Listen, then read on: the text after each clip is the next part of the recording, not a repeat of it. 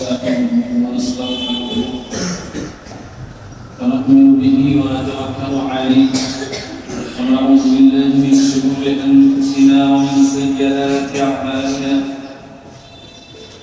من يهده الله فلا مضل له ومن يضلل فلا هادي له ونشهد أن لا إله إلا الله وحده لا شريك له ونشهد أن سيدنا محمدا عبده ورسوله الذي أرسله بالحق بشيرا ونذيرا وداعيا إلى الله بإذنه وسراجا منيرا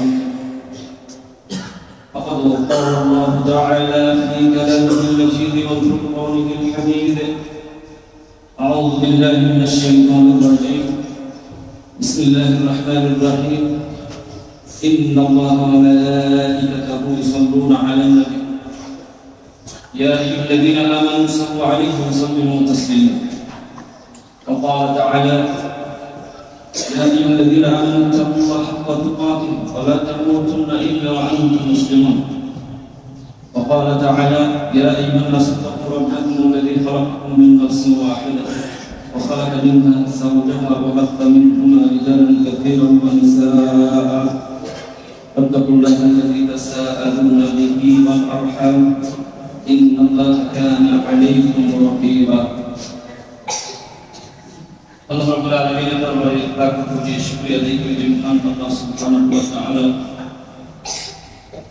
আমাদের সকলের পরে নামাজ আদায় করতে পবিত্র মসজিদে উপস্থিত হওয়ার সুযোগ করে দিয়েছেন এজন্য আমরা পাকের দরবারে শুকরিয়া জানাই আমরা সকলে করি আলহামদুলিল্লাহ মহান শিক্ষক বিশ্ববিদ্যালয় সাইয়্যিদুল মুরসালিন রাহমাতুল লিল আলামিন মুহাম্মদ রাসূলুল্লাহ সাল্লাল্লাহু আলাইহি ওয়াসাল্লাম সম্মানিত উপস্থিতি গত জুমায় আলোচনা করেছি বিনয়ী হওয়ার গুরুত্ব আজকে আলোচনা করব বিনয়ী এর অপোজিট রয়েছে বিপরীত শব্দ হচ্ছে অহংকার এই বিষয়টি নিয়ে আলোচনা করব ইনশাআল্লাহ অহংকার শব্দের অর্থ হচ্ছে সত্যকে অস্বীকার করা মানুষকে তুচ্ছ-তাচ্ছিল্য করা এই হাদিস থেকে অহংকারের শাব্দিক অর্থ এইভাবে পাওয়া যায় অহংকার মানব জীবনের অত্যন্ত নিকৃষ্ট যতগুলো গুণ রয়েছে তার মধ্যে অন্যতম একটি গুণ যা মানুষকে ঢুকে ঢুকে ধ্বংসের দিকে ধাবিত করে মানুষকে নিকৃষ্ট রাস্তায় ধাবিত করে মানুষের মনুষ্যত্বকে নষ্ট করে দেয় এই অহংকারের কারণে সমাজে বিশৃঙ্খলা সৃষ্টি হয় এই অহংকার কোনো জাত বংশ মানে না ধনী ফকির মানে না সবার মধ্যেই এই নিকৃষ্ট গুণটি রয়েছে শুধু ধনীদের মধ্যে তা না গরিবদের মধ্যেও অহংকার রয়েছে একেবারে কৈশোর যৌবন যুবক বৃদ্ধ প্রত্যেকটা ব্যক্তির মধ্যেই এই অসৎ গুণটি রয়েছে অহংকারের চারটা স্তর রয়েছে এক নম্বর হচ্ছে তার ভাষায় যেটাকে ওজদ বলা হয় দুই নম্বর হচ্ছে কিবর তিন নম্বর হচ্ছে তাকাব্বুর চার নম্বর হচ্ছে ইস্তিকবার এর বাংলা হচ্ছে ওজদ এটা হচ্ছে আমরা যদি ধরি বীজ কিবর হচ্ছে এটা চারা গাছ তাকাব্বুর হচ্ছে গাছ আর ইস্তিকবার হচ্ছে এই গাছ থেকে যে ফসল উৎপাদন হয় সেটা একটু দেখেন একটু সূক্ষ্মভাবে বিষয়টা বুঝতে হবে ওজদ যেটাকে বীজ বলা হয় এটা মানুষের অন্তরের মধ্যে ঘোরপাক মনে মনে ভাবে আমি অন্যের চেয়ে জ্ঞানী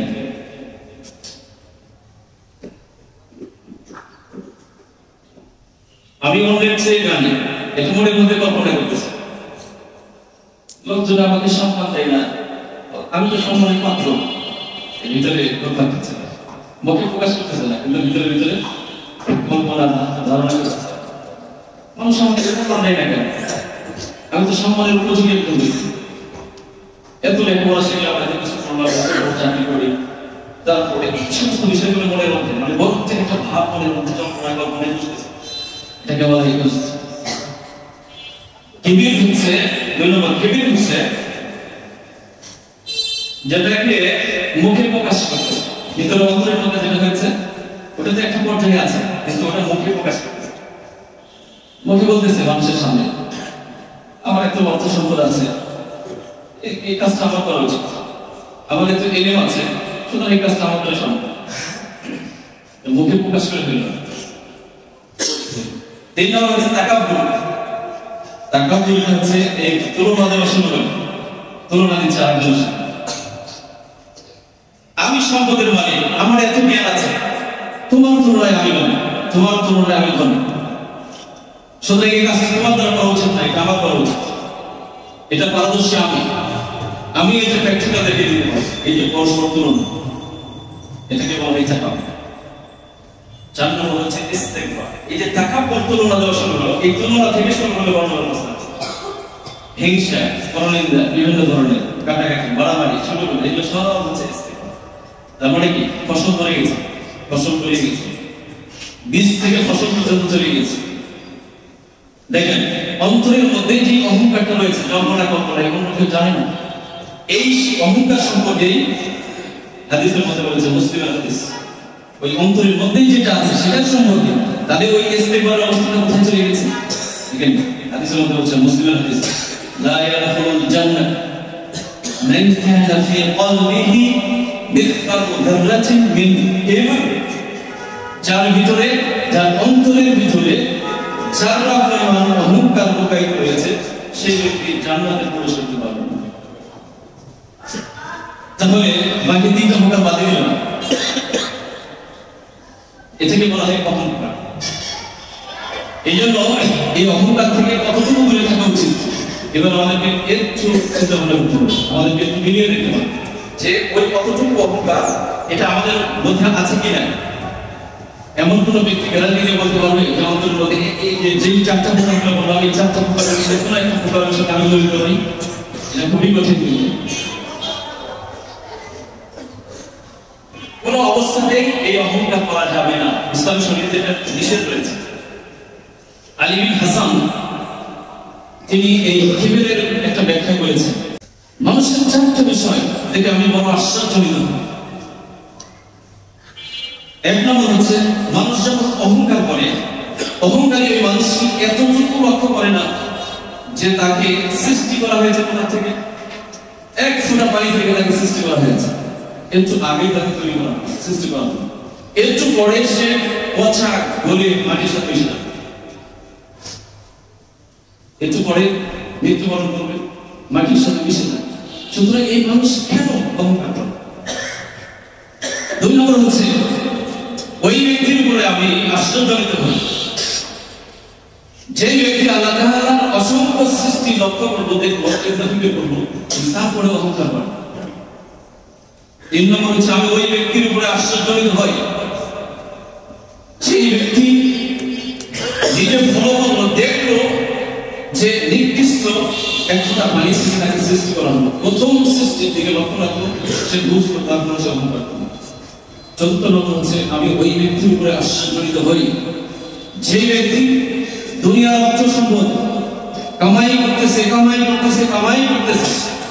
সম্পদের পাহাড় করেছে, সে মনে করতেছে সম্পদ নিয়ে সে পরকালে করতে পারি যাবে। আমি এই ব্যক্তির জন্য বড়ই আশ্চর্যজনিত।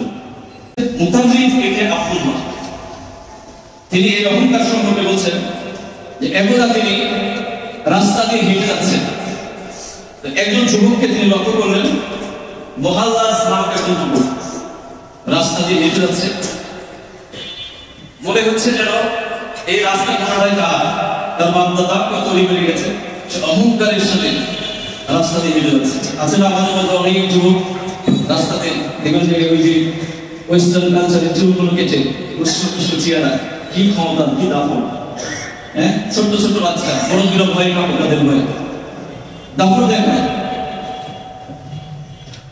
এরকম একজন বাজে চরিত্রের অধিকারী একজন যুবক অহংকার নিয়ে রাস্তা দিয়ে হেঁটে যাচ্ছে। তাহলে তিনি ওই ছেলেকে জিজ্ঞেস করছেন, হে যুবক, তোমার এত অহংকার কিসের? তুমি এইভাবে রাস্তা দিয়ে হেঁটে যাচ্ছ। যুবকটি অহংকার দেখে বলছে যে, তুমি কি আমাকে চিনো? আমার আরিফনি, তুমি কি আমাকে চিনো? আমি কে? দাম্ভিক হয়েছে, আমি কি আমাকে চিনো? তিনি বলছেন যে, হ্যাঁ আমি তোমাকে চিনি, আমার আরিফ, আমি তোমাকে চিনি। তুমি হচ্ছে ওই যুবক যে আউয়ালুকা নুতফাতুন নাদির ওয়া আখিরুকা জিফাতুন তাহদির ওয়া আনতা বাইনাহুমা তাহমিলু আদি। একটা সাহিত্য, আরবি সাহিত্য, যে তোমাকে প্রথমে সৃষ্টি করা হয়েছে এক ফোঁটা নুতফা থেকে, পানি থেকে, যেটা ছিল ময়লা, তোমার প্রথম জীবনে। আর তোমার শেষ জীবন হচ্ছে যে তুমি আবার ওই গলিত ময়লা পচা আবর্জনার সাথে মিশে যাও। তুমি যখন মৃত্যুবরণ করবো, তোমাকে সেইভাবে আবর্জনা একবারে মাটির সাথে মিশে যাবে, সেটাও ময়লা আবর্জনা। মাঝখানে এখন তোমার যে দেহ, যে শরীর, তুমি কিন্তু বহন করছো ময়লা আবর্জনা। কিভাবে? এই যে এক সপ্তাহ যদি আমরা দাঁত পরিষ্কার না করি, আমাদের সামনে কেউ আসতে পারবে না, তাই না? গোসল না করলে কি অবস্থা হয়? শরীর দুর্গন্ধ হয়ে যাবে। এই জন্য পুরোটাই তো ময়লা। টয়লেট সারতে হয়, যেটা একেবারে এমন একটা জায়গায় নিক্ষেপ করা হয়, ঠিক না? গোটা বডিটাই তো ময়লা। যুবকটির সঙ্গে সঙ্গে নত হয়ে গেল, নত স্বীকার করে। কথাটা কি বাস্তব? মানুষ যে আসলে অহংকার করে, অহংকার আমার কিসের আসে? কিসের অহংকার? আচ্ছা, এখন আছে মানুষ কিসের অহংকার করে আসে? মানুষ সবচেয়ে বেশি অহংকার করে কিসের? অর্থ সম্পদের, তাই না? অর্থ সম্পদের অহংকার কিন্তু মানুষের সবচেয়ে, মানে অর্থ সম্পদ যত বেশি হবে তত বেশি মানুষ অহংকারী। কিন্তু ইতিহাস থেকে আমরা পাই অনেক অর্থ সম্পদের মানে তারা অহংকারী ছিল। ইনকাম করতে হয়, সন্তান সন্ততি। এই কোরআন কারিমের মধ্যে সূরা মুনাফিকের মধ্যে বলেছেন, ইয়া আইয়ুহাল্লাযীনা আমানু লা তুলহিকুম আমওয়ালুকুম ওয়ালা আওলাদুকুম আন যিকরিল্লাহ ওয়া মান ইয়াফআল যালিকা ফাউলাইকা হুমুল খাসিরুন। এই ইমানদার লোকেরা তোমাদেরকে যেন সন্তান সন্ততি, অর্থ সম্পদ এগুলো আল্লাহ থেকে গাফেল না করে। যে ব্যক্তি আল্লাহ থেকে গাফেল করবে, সে দুনিয়া এবং পরকাল দুই জগৎ ক্ষতিগ্রস্ত। অর্থ সম্পদ, সন্তান সন্ততি এগুলো আল্লাহ তাআলা নিয়ামত, কিন্তু এই নিয়ামতের উত্তম ব্যবহার করতে হবে। অর্থ সম্পদ ইনকাম করতে হবে, হালাল উপায়ে রিজিক অন্বেষণের ব্যাপারে কোরআন হাদিসে অসংখ্যবার শতবার তাগিদ করা হয়েছে। হালাল রিজিক তালাশ করা, অন্বেষণ করা। হালাল রিজিক অন্বেষণ করার সুযোগ আছে, কিন্তু করে না ওই ব্যক্তি অহংকার। যেমন ধরেন একজন রিক্সাওয়ালা, সে রিক্সা চালায়, 5 টাকা দিয়ে আপনি কম দিতে চান, ও ওখানে বসে থাকবে, যাবে না। এটা কি অহংকার? যে তুমি হালাল উপায়ে ভোগ কম তুমি চালাও, তোমার রিজিকে বরকত আসে। একটা দোকানদার লাভ করবে একটু বেশি, ঠিক আছে, অল্প একটু লাভ হলে ছেড়ে দেওয়া যায়, বিক্রি করা যায়, কিন্তু ও করবে না। জিনিসটা মাসের পর মাস আটকে রেখেছে, যে ওই দোকানে যে আটকে রেখেছে বিক্রি করো, আবার নিয়ে আসো, আবার বিক্রি করো। অনেকে দেখবেন যে রিটায়ার্ড পারসন যারা 4 থেকে রিটায়ার নিয়েছে, বসে বসে কাজ, এটা রাষ্ট্রের জন্য ক্ষতি না। আপনি সুযোগ আছে, আপনার শরীর, মন, মানসিকতা, আপনার রাস্তা আছে, আপনি কাজ করেন, হালাল রিজিক অন্বেষণ করেন, বসে বসে থেকে খাওয়ার তো দরকার নেই, কারণ হালাল রিজিক অন্বেষণ করতে আলো বলছে। সুতরাং সুযোগ যদি থাকে তাহলে হালাল রিজিক অন্বেষণ করতে হবে। এটা রাষ্ট্রের জন্য একদিকে উপকারী, নিজের ব্যক্তি জীবনে অন্যের উপর নির্ভরশীল না হওয়া, যতদিন পর্যন্ত শরীর সুস্থ ভালো আছে, আল্লাহ ভালো রেখেছে, আল্লাহ শুকরিয়া আদায় করুন আর উপার্জন করুন। আপনি হালাল উপায়ে আপনি লক্ষ কোটি টাকার মালিক হন, সমস্যা নেই। আপনি কয়েকটা বাড়ি তৈরি করেছেন, আল্লাহ রাস্তায় দিয়ে দেন, সমস্যা নেই। আপনি বসে না থেকে আপনি হালাল রিজিক অন্বেষণ করেন, বলে 100 টাকা আজকে ইনকাম করছেন, 50 টাকা আপনার খাওয়ার জন্য আপনি 50 টাকা দান করে দেন। তো এই যে বসে বসে যে সময়গুলো নষ্ট করতেছেন, তাতে বাজে গল্প বলা হবে। সুতরাং এটা জীবনকে হিসাব করতে হবে। হালাল রিজিক অন্বেষণ করার ব্যাপারে তাগিদ আছে, এটাতে নিষেধ করতে হবে। ইতিহাস থেকে আমরা পাই যে অসংখ্য ধনী লোক সাহাবায়ে কেরামদের মধ্যে ছিল। সুলাইমান, দাউদ, আমরা নাম শুনেছি, সুলাইমান আলাইহিস সালাম, দাউদ আলাইহিস সালাম রাষ্ট্রপ্রধান ছিলেন, অঢেল সম্পদ আল্লাহ তাআলা দান করেছেন। তারপরে দেখেন এই দাউদ আলাইহিস সালাম একদিন পতন হয়, আল্লাহ শুকরিয়া আদায় করেছেন। অসংখ্য সাহাবায়ে কেরামদের, উসমান রাদিয়াল্লাহু তাআলা যুদ্ধের ময়দানে 30,000 সৈন্য 3 3 মাসে খাবার খেতে পারবে। তাহলে চিন্তা করেন একটা রাষ্ট্রপ্রধানও পারবে না বসে খাবার খাওয়া। দিয়েছে, শুকরিয়া আদায় করেছে, আল্লাহ সম্পদ দিয়েছে, সে সম্পদের শুকরিয়া আদায় করেছে। আমাদের সম্পদ যখন হবে আমরা এই করবো দিনের রাস্তায় আমরা এই করবো। মেন কথা হচ্ছে হালাল উপায়ে রিজিক অন্বেষণ করা। আব্দুর রহমান বিন আওফ অসংখ্য সাহাবায়ে কিরামদের ইতিহাস যদি আমরা লক্ষ্য করি, তারা ধনী ছিল কিন্তু তারা আল্লাহর শুকরিয়া আদায় করেছে। লাকিন শাকারতুম লাআযীদান্নাকুম, নিয়ামতের শুকরিয়া আদায় করো, আল্লাহ তাআলা আরো বৃদ্ধি করে দেবেন। আল্লাহ এই ধন সম্পদের অহংকারে আল্লাহ তাআলা অনেককে দুনিয়া থেকে বিদায় করে দিয়েছে। এই ধন সম্পদের তাকাব্বুর অহংকার, যেমন কারণের ধন সম্পদ আমরা জানি না, আল্লাহ তাআলা জমির উপরে ডুবিয়ে দিয়েছে। জানেন কোরআনে কারিমের মধ্যে আল্লাহ রাব্বুল আলামিন এই কথাটা উল্লেখ করে দিয়েছেন, ওয়া আতাইনাহু মিনাল কুনুজ। কুনুজ বলা হয় ওই সম্পদ যে সম্পদ মাটির নিচে গচ্ছিত থাকে, অথবা কুনুজ বলা হয় ওই সম্পদ যে সম্পদের যাকাত দেওয়া হয় না। তো এই কারণকে আল্লাহ রাব্বুল আলামিন এত বেশি ধন সম্পদ দিয়েছিল যে তার ধন সম্পদ যেখানে রাখতো, যে স্টোরে রাখতো, এই স্টোরের চাবি বহন করার জন্য একদল শক্তিশালী সুনাম দেহের অধিকারী যুবকরা ব্যর্থ হয়ে যেত। যে দেখবেন যে আমরা আগে দিনে দেখেছি যে গ্রামগঞ্জের মানুষ কাঁধে করে জিনিসপত্রগুলো নিয়ে যায়, তাই না? তৈরি উঠা দিয়ে কাঁধে করে নিয়ে যায়। দেখবেন যে যখন কাঁধে ওঠায় তখন একা বাঁকা হয়, তাই না? যে ওজনটা যখন বেশি নেয়, বলা হয়েছে এইভাবে করে নেই, এইভাবে যে ওই চাবিগুলো একদম শক্তিশালী যুবক বহন করতে গিয়ে আঁকা বাঁকা হয়ে যায়, ভারী বহন করতে পারত না। একদম কিছু কিছু তাফসীরে বিভিন্ন মধ্যে লিখেছে তাদের সংখ্যা ছিল 80 জন। ঠিক আছে, এইভাবে করে বিভিন্ন জায়গায় বিভিন্ন উল্লেখ হয়েছে। তাহলে আপনি চিন্তা করেন তাহলে তার ধন সম্পদ কি পরিমাণ ছিল। এই জন্য রাসূলুল্লাহ সাল্লাল্লাহু আলাইহি ওয়াসাল্লাম মক্কায় কাফিরদেরকে যখন দাওয়াত দিচ্ছিলেন তখন ওই দৃষ্টান্তগুলো অতীতের কারণে যে তোমাদের কি ধন সম্পদ আছে, কিসের অহংকার তোমরা করছো, তোমাদের চেয়ে শত লক্ষ কোটি গুণের সম্পদ তাদের বেশি ছিল, তাদেরকে আল্লাহ তাআলা দুনিয়া থেকে বিদায় করে দিয়েছেন এই ধন সম্পদের অহংকার করার কারণে। ধন সম্পদ যেখানে ডুবে গিয়েছে, যেখানে ধ্বংস হয়ে গেছে, ওই জায়গাতে মিশরে ওই জায়গাতে আমি গিয়েছি, দেখেছি যে বিশাল একটা এলাকা, গোটাটা এখনো গুহাইরা কারণ নয়, যেখানে কারণের ধন সম্পদ যেখানে ডুবে গেছে, পানি জমা হয়ে গেছে। এখনো পর্যন্ত সেই ইতিহাস পর্যন্ত ইতিহাস মানুষের শিক্ষা নেওয়ার জন্য তিনি অহংকার করেছেন। মুসা আলাইহিস সালাম তাকে দাওয়াত দিয়েছেন। কোন তাফসীরের মধ্যে সে মুসা আলাইহিস সালাম চাচাতো ভাই ছিল, কেউ কেউ বলেন, কিছু মুফাসসিররা বলেন যে ফিরআউনের অর্থমন্ত্রী ছিল। এগুলো ওই যে মানুষের কাছ থেকে দুর্নীতি করে এগুলো সম্পদগুলো করেছে। তো মুসা আলাইহিস সালাম যখন দাওয়াত দিয়েছে যে এই সম্পদের হক আদায় করো, যাকাত দাও, অহংকার করে চলো না, জমি দম্ভ করে চলো না, ওয়া তামশিকুল আরদি মারাহা, দম্ভ করে চলো না, যাকাত দাও সম্পদ। তখন সে কি বলছে না, এর জবাবে কি বলেছে? তিনি বলছেন ইন্নামা উতীতুহু আলা ইলমিন ইনদি। দেখেন অহংকারটা এখানে। তিনি বলছেন যে এই ধন সম্পদ মুসা আমাকে যাকাত দিতে বলছে, এই ধন সম্পদ আল্লাহ দিয়েছে, কে বলেছে তোমাকে? এই ধন সম্পদ আমি আমার জ্ঞান দিয়ে অর্জন করেছি, আমার কাছে যা আছে সব আমি আমার জ্ঞান দিয়ে অর্জন। দেখেন এখানে অহংকার। যখন এই কথাটা বলেছে আল্লাহ তাআলা এটা বরদাস্ত করেন, ফাকাশাফনা বিহিল আরদ ওয়া বিদারিল আরদ। এবং এই যেখানে ধন সম্পদ ছিল এগুলোকে আল্লাহ রাব্বুল আলামিন সবগুলোকে মাটির নিচে নামিয়ে দিয়েছে। এই ধন সম্পদের অহংকার যাতে আমাদের মধ্যে না আসে, আমরা অর্থ উপার্জন করবো যাতে কোনো অবস্থাতে অহংকার আমাদের ভিতরে না ঢুকে, তাহলে এই ধন সম্পদের হক আমাদেরকে আদায় করতে হবে। আমরা যদি এই হকটা আদায় না করি তাহলে আমাদের ধ্বংস অনিবার্য হবে। এরপরে মানুষ অহংকার করে কিসের? জ্ঞানের অহংকার করে, জ্ঞান বিদ্যার। এই বিদ্যা অহংকার এটা নির্দিষ্ট একটা রাস্তা।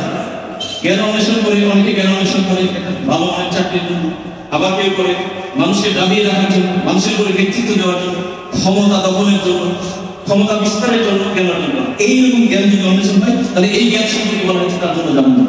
হাদিসে মুসলিম হাদিসের মধ্যে যার জন্য জান্নাত। আর ইলম অর্জনটা যদি হয় জান্নাতের জন্য, আল্লাহর জন্য, তাহলে ওই ইলম মানুষকে বিনয়ী বানাবে, ওই ইলম মানুষকে আখিরাতে বানাবে, তখন সে ওই বিদ্যার অহংকার সে করবে না। এই জন্য হাদিসের মধ্যে বলা হয়েছে মান সালাকা তারিকান ইয়ালতামিসু বিহি ইলমান, যে ব্যক্তি অন্বেষণ করবে রাস্তা, ইয়ালতামিসু বিহি ইলমান মানে বিদ্যা অর্জন করার জন্য যে ব্যক্তি তালাশ করবে রাস্তা, ওই রাস্তা তাকে জান্নাতের রাস্তা পর্যন্ত পৌঁছে দেবে। তাহলে বিদ্যা অর্জন করতে হবে আমাদের কিসের জন্য? জান্নাতের জন্য, পরকাল পর আমাদেরকে বিনয়ী বানাবে। আর যে ব্যক্তি আখিরাতমুখী বিদ্যা অর্জন করবে এই ব্যক্তির জন্য আসে তার জন্য দোয়া করবে, এমনকি গর্তের পিপিলি কাটার জন্য দোয়া হয়। শুধু তাই না, সমুদ্রের মাছ, পানির মাছ তার জন্য দোয়া হয়। যদি নিয়মটা হয় আল্লাহ তাআলা মেনে মানতে হবে। সুবহানাল্লাহ। আর যদি দুনিয়ার ক্ষমতা প্রভাব বিস্তার করার জন্য যদি হয় তাহলে কি হবে? তার জন্য তরিকা ইলা জাহান্নাম, তার জন্য জাহান্নাম। তো এই এলেম বিদ্যা অর্জনের জন্য আমরা যে অহংকার করি, কতটুকু বিদ্যা আমরা আসলে অর্জন করতে পেরেছি? আমাদের কতটুকু বিদ্যা আছে? আমরা ধরেন আরবি ভাষায় কথা বলতে পারি, আপনি আরবি জানা কি মূর্খ বিদ্যা আরবি কথা বলতে পারি। ইউরোপ আমেরিকার দিকে যান, ইংল্যান্ডে বিভিন্ন ইউরোপ কান্ট্রিগুলোতে যান, আপনি বাংলাদেশে বসে অনার্স মাস্টার্স পিএইচডি অর্জন করলে আপনি যতটুকু আপনি ইংরেজি বলতে পারবেন তার সাথে একদম মূর্খ লোক আপনার সাথে ইংরেজি কথা বলতে পারবেন, ভালো ভালো হয় না। সুতরাং এই বিদ্যা একজনের উপরে তার একজনের আছে, তাই না? সুতরাং এর অহংকার করার কারণ খুঁজে পাওয়া যায় না। সুতরাং এই অহংকার করা যাবে না। এরপরে মানুষ অহংকার করে বংশমর্যাদা। এই বংশমর্যাদা মানুষকে সম্মানের আসনে হাসিল করতে পারে না। মূলত মানুষ সম্মানিত হয় তার তাকওয়ার মাধ্যমে। ইন্না আকরামাকুম ইনদাল্লাহি আতকাকুম। তোমাদের মধ্যে ওই ব্যক্তি সবচেয়ে বেশি সম্মানিত যে ব্যক্তি খোদা ভীতি অর্জন করে, আল্লাহ ভীতি অর্জন করে, আল্লাহ তাকওয়া ভয়, এটাই মানুষকে সম্মান দেয় যার মধ্যে বেশি। সুতরাং বংশমর্যাদা তাকে সম্মানের আসনে আসতে করতে পারে না। কাজ কোনো ব্যক্তি যদি কাজ তাকে পিছিয়ে দেয়, তার বংশমর্যাদা তাকে গুরুত্বপূর্ণ বানাতে পারে না।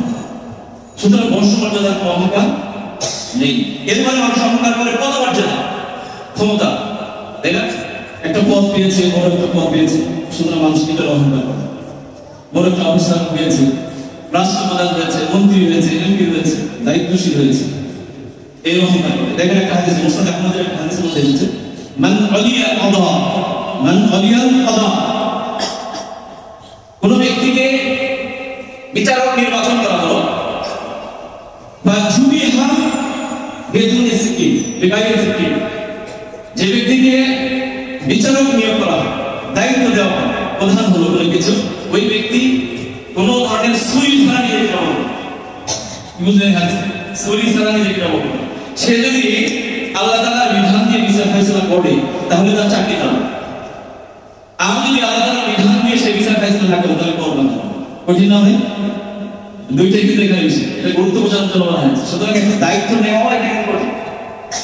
আল্লাহ রাব্বুল রাহিম ওয়াকুল্লুকুম মাসউলুন আন রাইয়াতিহি। প্রত্যেকটি দায়িত্বশীল, সে দায়িত্ব সম্পর্কে সেদিন আল্লাহ তাআলা জিজ্ঞাসা করবেন। পিতা পরিবারের দায়িত্বশীল, স্ত্রী সন্তানদের দায়িত্বশীল, এলাকার প্রধান সেই এলাকার দায়িত্বশীল, অফিসের বস সে অফিসের দায়িত্বশীল। এই দায়িত্ব সম্পর্কে তাকে জিজ্ঞেস করা প্রত্যেকটা সেক্টরে সে দায়িত্বশীল। সুতরাং মানুষ যে এই যে পদমর্যাদার অহংকার করে, এই অহংকার করা উচিত নয়। কারণ এই অহংকার, কারণ এই পদমর্যাদা সবসময় স্থায়ী থাকে না, এটা বিলীন হয়ে চলে যায়, তাই না? যার প্র্যাকটিক্যাল প্রমাণ আমরা দেখতে পাচ্ছি কিভাবে আল্লাহ তাআলা ক্ষমতাকে মানুষের কাছ থেকে ছিনিয়ে নেন। সুতরাং এটার জন্য একটু মানুষ কখনো দাম্ভিক, কখনো অহংকারী হবে না, কখনো অহংকার করতে হবে। আচ্ছা, এখন বলেন মানুষের কেন অহংকার করা উচিত হয়? কেন অহংকার করা উচিত? কোন কোন বিষয়ে মানুষ অহংকার করে? এই সমস্ত বিষয় যেগুলো বললাম। এখন কেন অহংকার করা উচিত হয়? কারণ উচিত নয় এই কারণে যে মানুষ দুর্বল, মানুষ অসুস্থ। এই যে দেখেন আমরা কোন একটা দিন যদি আমরা না খাই, আমাদের শরীরে কাছে বলা হয়, 2 দিন যদি না খাই, 1 সপ্তাহ যদি না খাই, মৃত্যু হয়ে আমরা খাই 40 মিনিট খাই, কত তো বড় খাই, কষ্ট হয়, ঘন্টা পর ঘন্টা খাই। মানে আমরা কতটা দুর্বল, কত অসহায় মানুষ নেই। তো এত অসহায় একটা বডি নিয়ে, দুর্বলতা নিয়ে কেন আমরা অহংকার করি? আল্লাহ রাব্বুল আলামিন সুস্থ, তিনি শক্তিশালী। আল্লাহ বলেছেন আল্লাহ কুওয়াতা ইল্লা বিল্লাহ। আল্লাহ তাআলা সমস্ত ক্ষমতা উচ্চ ফাআলুন লিমা ইউরিদ, তিনি যা ইচ্ছা করেন। ইন্নাল্লাহা আলা কুল্লি শাইইন কাদির, তিনি সবকিছুর উপরে ক্ষমতাবান। ওয়া হুয়াল কাহিরু ফাওকা ইবাদিহি, তিনি সমস্ত বান্দাদের উপরে শক্তিশালী। শক্তিশালী যে মহান সত্তা, অহংকার তো তার জন্যই খারাপ। আমি এত দুর্বল, আমার জন্য কেন অহংকার? আমার জন্য কোনো অহংকার আছে না? এই জন্য আল্লাহ তাআলা বলেছেন আল কিবরিয়াউ, হাদিসের মধ্যে এসেছে আল কিবরিয়াউ রিদাই, বড় অহংকার এটা হচ্ছে আমার চাদর। একজন ব্যক্তি শীতের মধ্যে রাস্তা দিয়ে হেঁটে যাচ্ছে, আমি যদি তার চাদর খুলে নেই, সেটা আগ্রহটা ভালো করে। তো এই অহংকারটা আল্লাহ তাআলার জন্য সাজে। আপনার আল্লাহ শরীর থেকে যদি আপনি খুলে নিতে চান তাহলে এটা কি হইল? অহংকার করবেন আল্লাহ, তিনি শক্তিশালী, তিনি মহান, তিনি সস্তা। তিনি সবকিছু লিল্লাহি মা ফিস সামাওয়াতি ওয়া মা ফিল আরদ, আকাশ এবং জমিনে যা কিছু আছে তিনি সবকিছু মালিক, তিনি অহংকার করবেন। এখন কথা হচ্ছে যিনি স্রষ্টা, যিনি শক্তিশালী, যিনি মহান, অহংকার তার জন্য সাথে, আমি বলবো আমার জন্য অহংকার সাথে। রিজিক ক্ষমতার মালিক আল্লাহ, রিজিক তিনি দেন, তার জমিনে আমরা বসবাস করছি, এই তার জমিনের উপরে বসবাস করি, আমাদের কেন অহংকার? আল্লাহ বলছেন ইয়া মাশাআল জিন ওয়াল ইনস ইসতাতা'তুম আন তানফুযু মিন আকতারিস সামাওয়াতি ওয়াল আরদ ফানফুযু লা তানফুযুনা ইল্লা বিসমিল্লাহ। হে পৃথিবীর জিনেরা, হে পৃথিবীর ইনস মানুষ জাতি, ইসতাতা'তুম আন তানফুযু মিন আকতারিস সামাওয়াতি ওয়াল আরদ, আকাশ এবং জমিনের চূড়া অতিক্রম করতে কি তোমরা পারবে? আকাশ দিয়ে আল্লাহ প্যাকেট করেছেন, জমিন দিয়ে প্যাকেট করে দিয়েছে, উপরে যাওয়ার উপায় নেই, নিচে যাওয়ার উপায়। সুতরাং এই যে প্যাকেট, সেই প্যাকেটকে ছিদ্র করতে হলে একটা শক্তি না, সেই শক্তি মানুষ ওয়ালা তামসুল আরদি মারাহা, এই জমিনে গর্ব অহংকার ভরে তোমার চলাফেরা করো না। ইন্নাকা লান তাখরিকাল আরদ ওয়া লান তাবলুগাল জিবাল, সুতরাং জমিনকে লাথি মেরে এই জমিনকে ফাটিয়ে ফেলে এই জমিনের মধ্যে ঢুকে যেতে পারবে, আবার তুমি পাহাড়ের উচ্চতা শ্রেণী চলে যেতে পারবে। সুতরাং এতদিন পর আমি আমার এগুলোর কোনো শক্তি, তারপরে আমরা কেন অহংকার করি? এই জন্য রহমান দাস বলছেন ওয়ালা তুসাইল খাদ্দাকা লিন-নাস, মানুষ অহংকার বসে মানুষের ছোট করো না। ওয়ালা তামশিল আরদি মারহা, জমিন দম্ভ করে অহংকার করে হেঁটো না। ইন্নাল্লাহা লা ইউহিব্বু কুল্লা মুখতালিন, আল্লাহ তাআলা কোনো অহংকারী দাম ভালোবাসেন। সুতরাং এই জন্য এই অহংকারটা কোনো অবস্থাতে আমাদের করা যাবে না। এই অহংকার থেকে আমরা কিভাবে মুক্তি পেতে পারি? অহংকার থেকে আমরা মুক্তি পেতে পারি, আমাদেরকে ছোট ছোট কাজ করতে হবে, মানব কল্যাণমূলক কিছু কাজ করতে হবে, এরপরে আমাদেরকে কিছু গোপন আমল করতে হবে। আমরা যদি অহংকারকে মুক্ত করতে চাই তাহলে গোপন কিছু আমল আমাদেরকে করতে হবে। আমাদেরকে ইবাদত এমন ভাবে করতে হবে যে কিছু কিছু ইবাদত আছে যে মানুষ দেখতে পাবে না, মানুষ ইবাদতের অহংকার করে, খুব বেশি ইবাদত করে, যেমন কথায় কথায় বলেই ফেলে, তাই না?